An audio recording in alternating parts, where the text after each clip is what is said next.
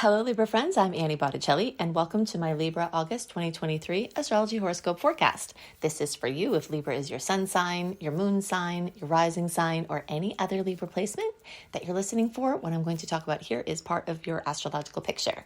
And if you're a very late degree Libra, so birthdays around October 15th through the rest of the sign, or Libra degrees 23 through the rest of the sign, then I suggest you additionally listen to my Scorpio report, since you very late degree friends will benefit from both readings. I'm calling the theme of this month for Libras 40 wishes plus your ruler is retro. Here's what that means, okay? Now, of course, we're going to talk about even more things than just those 2 points. It's so hard to encapsulate all of the rich layers of energy at work and at play in one title, but we're definitely going to talk about those 2 things, and they will be very super interesting for you.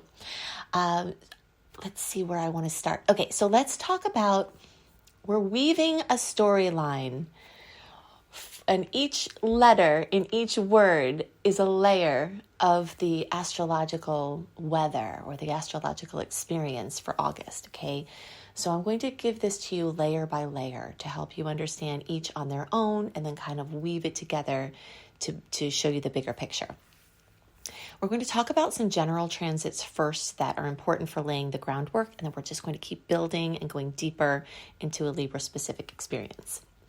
Okay, so again this month, August, there are many more what I call salty aspects compared to sweet ones, and this also happened in July.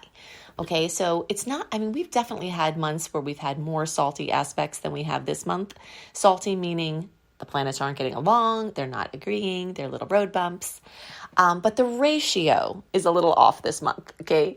So we've got quite a lot more of these road bumps, but we still have amazing aspects this month. And these nuisance aspects are just that. They're just annoying bumps in the road, like you're cruising along and there's a speed bump. Kind of how you feel if you're trying to get somewhere and there's a speed bump and you're like, okay, yes, we want to keep, of course, the animals and the people safe.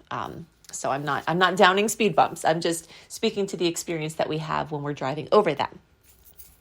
So, yeah, they're going to be happening. But if you know beforehand, like if you know this certain street has road bumps on it, you go over slowly, you won't get all jostled, and you can just kind of navigate through. And when they're happening, you can remember that I said that this was going to be happening, and then it's somehow easier. I think it's easier for me, and hopefully it'll be easier for you to know that it's coming and it's just going to be like that, okay?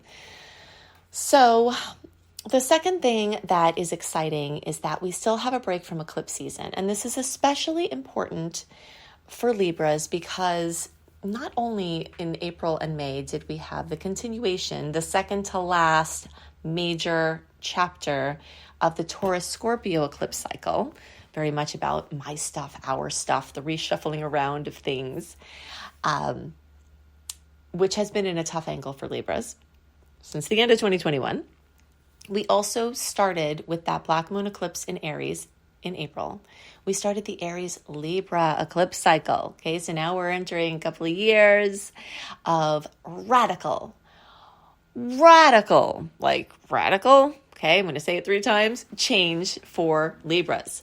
So you are embarking on a journey. Now, yes, one could get nervous and say, oh gosh, that doesn't sound good.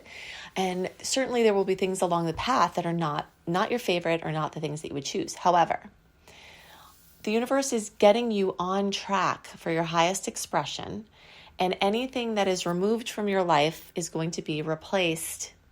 And no time in the astrological cycle is that idea that energy is not created nor destroyed. It simply changes form. Okay, so you're having energy reshuffled around, and this is a very big time. But what's important to know about August is that we've got a little break from the intensity of that cycle. Okay, so July, little break, August, little break, not to say that the transformation is ending or that the changes aren't happening or that integration from, the April-May eclipses aren't still occurring, because that they are, all of that's still in process. But we're going to get into the intensity of it again, September, October, into November. You will feel the difference, and right now it's just a little break. So Be happy and enjoy it, because your me, we sectors are going to, and me, we, and my stuff and our stuff sectors are going to be revving soon. You might even start seeing some things towards the very end of August, but, just kind of know there's a little buffer right now. Okay, so there are so many things to talk about. Where do I want to start? Okay, let's just dive into my title for you, and I'll explain that, and then we'll just keep going from there. The sun is moving through your 11th house. And the 11th house, I mentioned this in the July report as well, is your house of dreams, like big dreams, not the ones you have at night, although that is also a big area of experience that's being lit up right now, because you have 3 planets in the 12th house, which is referring to your dreams at night. But the 11th house is your big dreams, the ones that you dare not tell anyone because you'd be embarrassed or think that they wouldn't have, there's no, because you don't want to feel let down or whatever it is. And so when the sun moves through that space, brilliant astrologer Jan Spiller, she has been my teacher. She doesn't know that. She doesn't know she's been my teacher, but her work has really, really contributed greatly to my understanding of astrology. So I learned this from her. And I think she learned it from somebody else, but that's besides the point. I don't think that she ever mentioned who it was. So she explains that when the sun moves through the 11th house, it's your great granddaddy power period. Great granddaddy power period. What? That is amazing, right? So what it basically does is it takes the full power of the sun. This is my own description, okay? It takes the full power of the sun. Think about it. Think about just for a second how powerful the sun is, okay?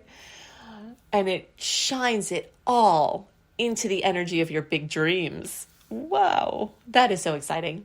Okay, so it happens every year when the sun moves through Leo. Now, in the whole house chart, this is going to be for the full cycle that the sun is in Leo. So from, around July 23rd-ish through around August 23rd-ish. This would be different in a Placidus chart. I can't read all of that for you because that's going to change tremendously per person, but we can speak that truth with the whole house, which is what we're doing here. Okay. So in this time frame, you have 40 wishes. Write them down, say them out loud, and feel them as if they've already come true. If you want to have some fun, keep a journal of just your new moon wishes and your great granddaddy wishes, and go back and see which ones have come true. You might be surprised. And the ones that haven't, you might notice that your desires changed and you no longer want some of those things, or something didn't happen and it was better. Or if it's something you still want, you can just continue wishing for those things using the power of astrological wishing. So 40 wishes. You get it. Libra's time. Yay. So I did a very good job, if I do say so myself, in the July report of really getting into a lot of things about the 11th house and Venus retrograde, your ruler, some possibilities. So I'm going to give you more info. I might touch on some same points here, but mostly I'm going to give you some additional stuff. And I do suggest that if you want to have a really, really solid understanding about more layers of your ruler being retrograde in Leo and in the house of Aquarius, to re-listen to my July report. Some of the things we talk about there may pass, in their timing, but the part where I'm talking about the 11th house, and you'll see it there because in the YouTube video, at least, it's the chart on the screen. Go back and listen to that, and you'll pick up a lot more insights, okay? But I'm going to give you more. Okay, so now let's talk about what does it mean when your ruler is retrograde? So Venus is the ruler of the 7th house. 7th house is the ruler of Libra, or Libra is the ruler of the 7th house. And when our ruler is retrograde, so every sign has a ruler. Some have co-rulers, more than one. When your ruler is retrograde, it's a time to take stock. Take stock in the energies that your ruler rules and the energies that your sign rules. Okay, So all of these things. So now it's a time to take stock in love. Now, for everybody in the zodiac, Venus rules love and relationships and beauty and design and, appearance and money and finances. Everybody has that. And everyone's going to be able to take stock in those things. And everybody's going to have the energy of things from the past coming back to work with, for better and worse. But as your ruler, it's a special level of taking stock. It's like a really, really, really deep opportunity to reevaluate everything within the rulership of your ruler and not necessarily make big decisions from this taking stock. Okay, that's a very important thing to note. In this time period where you're reevaluating things, know that every day, every week that passes in this long transit, which the pre-transit starts June 19th, the actual retrograde starts July 23rd. It's retrograde until September 4th. The post-transit goes through October 6th. Okay, so we're talking about a long period of time here. Every day in this process, you might get new information on the topic of your inquiry or evaluation. So it's not necessarily the best time to make final outer decisions, like, of major consequence that can't be fixed type of things, unless your intuition is telling you have to do it now, unless you're not in a safe space, unless you have an opportunity, you have to take it, whatever. There are caveats to it. But for the most part, we're looking at inner decisions that will make themselves manifest more as time goes on. But some of them could be private and secret decisions that you're making. And this way, if something happens and more information comes in and you have to change that decision, nobody's going to hold you to it. This is a private process. So you're going to reevaluate everything about your relationships, your relationship to yourself, your relationship to your body, your relationship to your mind, your relationship to your vocation, your relationship to your roles in life, your relationship to relationship themselves, the topics of codependency, interdependency, independence, all of that. Your partnerships, the patterns you have in partnerships, your childhood patterns, your relationship with your parents and your family, and how those may or may not have echoed into your current relationship. So you're taking stock and you're noticing. Now, if you're a person that's inclined to do inner work is where we understand, acknowledge, and take action on the belief that things that we believe on a subconscious level affect what we pull into our lives. And I believe this. I'm one of those people, okay? So inner work could be things like counseling, could be things like, behavioral therapy, biofeedback, EFT. You can look these things up for more info. EMDR, trauma therapy, NLP, neurolinguistic programming, trauma therapy. All of these types of practices can go even further at this time because it's like, in a lot of ways, the bandage is ripped off of whatever it is, and you can get down and put things on the wound to penetrate for true healing. Okay, so there might be some things that come up that reveal your inner woundedness, but don't be afraid of this because you've probably had a Band-Aid over it, and the Band-Aid's getting uncomfortable, and now it's time to actually heal, which is very exciting. So again, you're taking stock, and you're starting or continuing or deepening an empowerment process that can grow into a force to be reckoned with. Okay, so this is very exciting. And the fact that Venus is retrograde in the sign that rules true love and romance, and Libra rules the 7th house of relationships, we've got multiple layers here of really taking stock of your relationship space. So the fact that it's your ruler, you're doing this on a deeper level. Okay, so now you're going to do the same thing with money, your financial consciousness, how much you think that you deserve to earn, what your money story is, which you can see displayed out in your experience. What was your parents' money story? Working on that consciousness. If you want a great resource to work on your money consciousness, it has helped me so much. This resource, really this person, her name is Margaret Lynch. She's married now, so she has another name, but you can find her under Margaret Lynch on YouTube, and she does EFT, which is the emotional freedom technique, tapping on money consciousness. And she's got some great books that have really transformed my experience, and they can help you tremendously too. And this is a great time for it. You can take stock of your budget, take stock of your savings, take stock of your income, take stock of your sustainability, of your storm readiness, of your disaster readiness, your just everything that has to do with your physical security and what that could look like in different scenarios.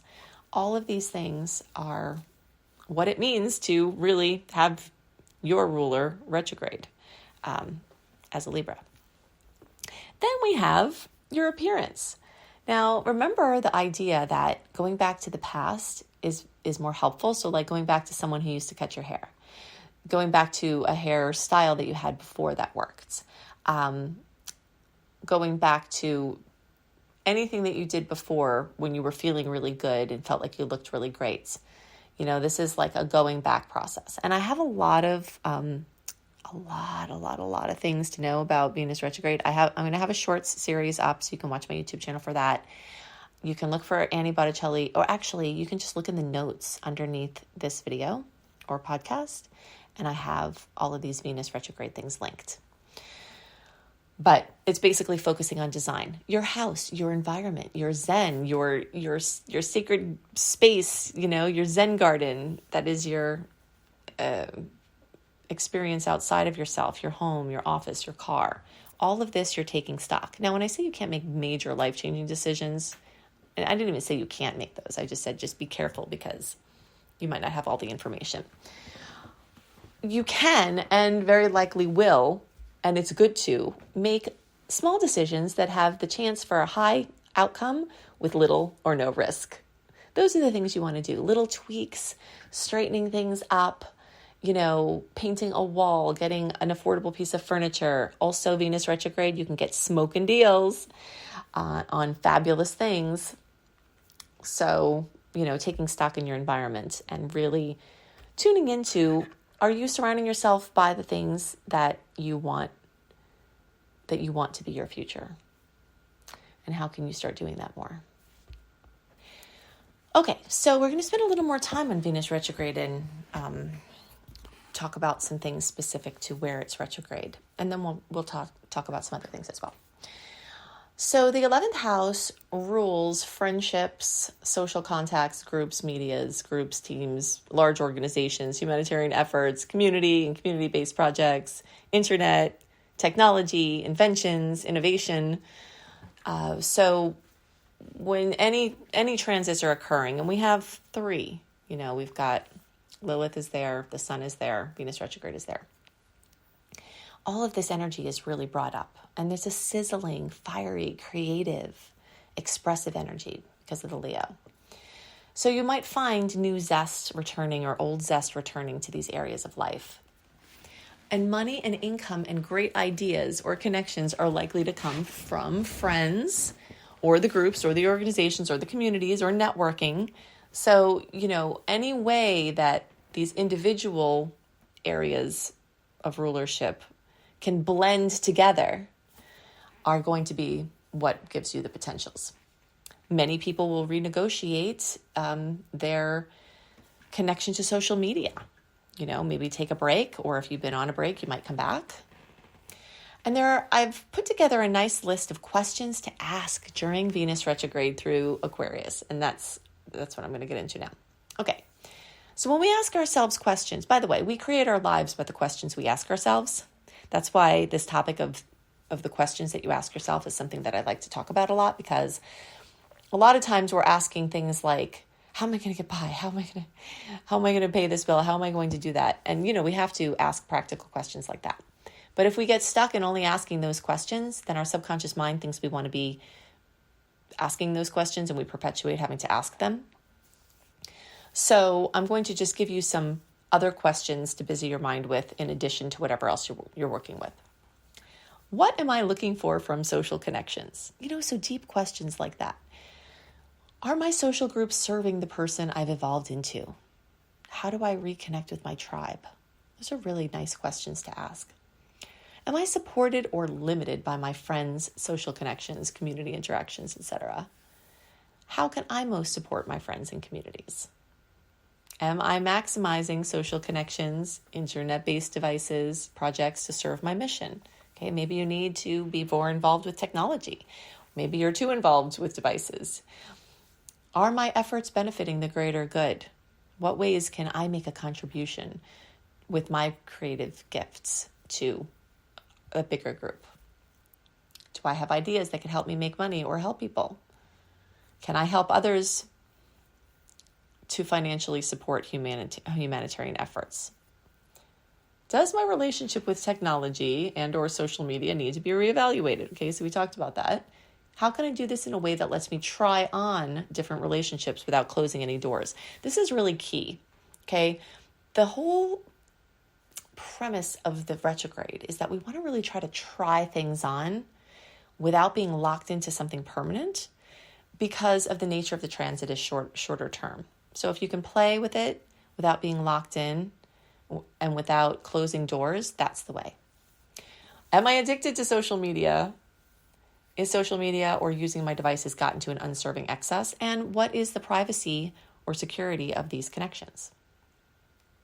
Could I be using social media or my devices or any of these other 11th house things in a broader way to help support my bigger visions? Okay, so those are all really great questions to ask.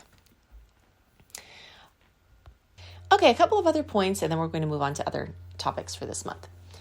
So for those who feel like you are overdoing social interactions, this stepping back might be warranted, but that might be better than closing or deactivating an account, depending on your circumstance, just again, to leave that open end. Notifications could be ended for social media, for example, without a long-term commitment to ending the account, just kind of make some small tweaks possibly. Also, a topic of prudence, okay? It's definitely prudent to follow your intuition about people who might want to reconnect with you or that you might want to reconnect with, and responding to those who are attempting to reconnect, because the seeds for present and future opportunities and expansion could be getting planted now with those connections. So you want to take the things seriously if they show up in your field. And there also might be education on getting patents or doing anything with the internet, or education on social media, or education on socially focused projects. These kind of things are all amazing ways to use this energy. Okay, so we do have other things happening this month that I want to share with you about. First of all, we've got a lot of Virgo energy. Okay, so this is a really nice counterbalance to all of this feisty, fiery fire energy, which, by the way, all of that fire energy makes them very beautiful angle, 60-degree angle of opportunities with your Libra placements. Okay, so you've got the Sun, Venus retrograde, Lilith making these beautiful connections, Lilith offering you chances to heal, to discover and heal repressed anger, and possibly getting support through groups of people who might have gone through similar things that you've gone through. One caution here is if you feel like you've been involved with groups and you're not evolving past, like you're not evolving, you're just staying in it, that might be a time to consider setting a boundary. If you're getting stuck in, because when we have repressed emotions, it's important to get them out. When we get them out, we're in a certain space. When we start sharing about that, then once it's out, it goes in two different directions. We stay in it or we move on from it. So, this might also be a time when you're noticing that you might be ready to move on from stories that you've been telling that from past hurts, and you might be, stepping into a different path now. Then we have this, okay, so then Mercury retrograde, Pallas Athena, and Mars are all moving through Virgo. All right, so there are a lot of things to talk about here. Virgo energies can bring discipline, focus. They can make this nice channel for all those creative, exuberant Leo planets to manifest. So I'm calling this potential like a chiseling of the manifestation to perfection. Okay, so all of that kind of nitpicking, critical, discerning, fat trimming Virgo focus can, look through your creative efforts and streamline things to really, first of all, bring creative things into form out of the world of ideas and thoughts and feelings. And then also sort of just trim the fat, which can help you to focus more clearly on a smaller amount of projects, but put yourself more fully into them. And Jupiter and Taurus is also supporting that effort. All of these energies rumping and bumping around in your 12th house might be making you feel a little bit more worried or a little bit off. So using practices that help to calm your mind and clear your mind, and some of that inner work, like I mentioned before, can be very helpful now. This is a really great time where you might be very motivated to use the power of your subconscious mind to create the life of your dreams, and you'll have lots of support to do that. Mercury is retrograde from August 23rd through September 14th. The pre-shadow period starts August 4th, and the post-shadow period goes through September 30th. So essentially the whole transit is from August 4th through September 30th. And during that time, expect things to be changed. If you make plans during that time, you're probably going to have them called into question, or you're going to be canceling or shifting them. Best advice there is only plan things you really have to. And if someone plans something and wants you to come, give a tentative yes if possible. I mean, if you want to go, tentative. Tentative is the word here. Write me down in pencil if possible, okay? Because the odds that their situation is going to change with the plan, or that your ability to get there is going to shift, very likely. And if you say it going forward, you won't feel like you're letting people down. You won't, feel like you're going back on your word. It will just make you feel better about the situation and open you up to my favorite manifestation of Mercury retrograde, which I call last minute magic, or something suddenly could come up as an opportunity that you might want to take, travel, connecting with someone, going back to a place that you love, going into a deep conversation with someone rather than showing up somewhere where you're supposed to go. There's a lot of last minute magic that's going to be afoot. And the more you leave yourself unscheduled, if you have to schedule things and it's necessary and it's unavoidable, of course do that. But if it's avoidable and it's not necessary, then you might have better luck in July where you don't have that going on. We've got 3 Mars trines this month and a Mercury trine, and they're all in Earth energies, which makes, and this is part of this, the Mars, Pallas Athena and Mercury, they're going into configurations where it's the most fabulous in all of astrology, and it's all in Earth. Okay, so this is a time of major manifestation, physical, tangible creation of things from the place of ideas. Libras have a lot of ideas, energy that goes through air signs. A lot of times is very mental. Okay, you think about things, you talk about things. There's a lot of dwelling in the world of ideas. These trines can help you take some of those ideas and actually make them happen. All right, so this is a very exciting current that's going on this month at the same time as all the other stuff we've talked about. One bump to watch out for, August 22nd, Mars in Virgo will oppose Neptune in Pisces. So for the days around this transit, there could be confusion, deception, guard your security more during these times. If you have an intuition to not do something or trust somebody, it's probably better to follow that always, but especially at this time. Okay, so if you like to know dates like this, and I will give them to you, August 1st, August 16th, August 24th are the Mars trines. August 10th is the Mercury trine. And then we actually have 2 fire trines, the Sun and then Venus in Leo trining Chiron on August 12th and August 14th. All right, these are in fire signs, which are in a fabulous angle for you. So that's an extra kiss for Libra placements, where especially a lot of healing can occur on every level, because that Chiron is the wounded healer. So if you like dates like this, you definitely want to sign up for my free VIP community. If you've been listening to my work a while and you haven't signed up for my newsletter, go to AnnieHelpsYou.com. I only send out 3 newsletters a month.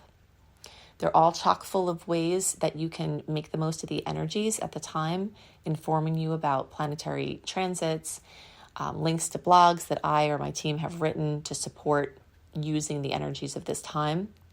You get lots of free gifts as well, so you can And you also connect with my other free resources like my written horoscopes and stuff. You can see all that at anniehelpsyou.com. All of these links I'm giving you, plus all those Venus retrograde links, are in the notes beneath the video or podcast. If you're watching on YouTube, there's a little arrow in the bottom right corner that you click on that to reveal the notes. If you want to learn astrology because you resonate with how I teach and you want to learn, either for your own purposes to help your family and friends or to do it professionally, you will love my Becoming a Professional Astrologer Mastery Course. If you think I put a lot into my free work, you should see what I put into that course. So definitely go to beastropro.com, beastropro.com. And then if you are not quite ready to join my course, or if you are ready to join my course and you still want to get more content from me, you can go to join my secret star portal. So that's at anniebastrology.com, Annie, the letter B, astrology.com. And I have even more content than I have out in the public. I've got my deep dive Saturn and Pisces, deep dive Jupiter and Taurus through the signs, how to make tough astrological transits easier series, and so much more. So I hope you have a wonderful month, and I'll see you next month. Bye.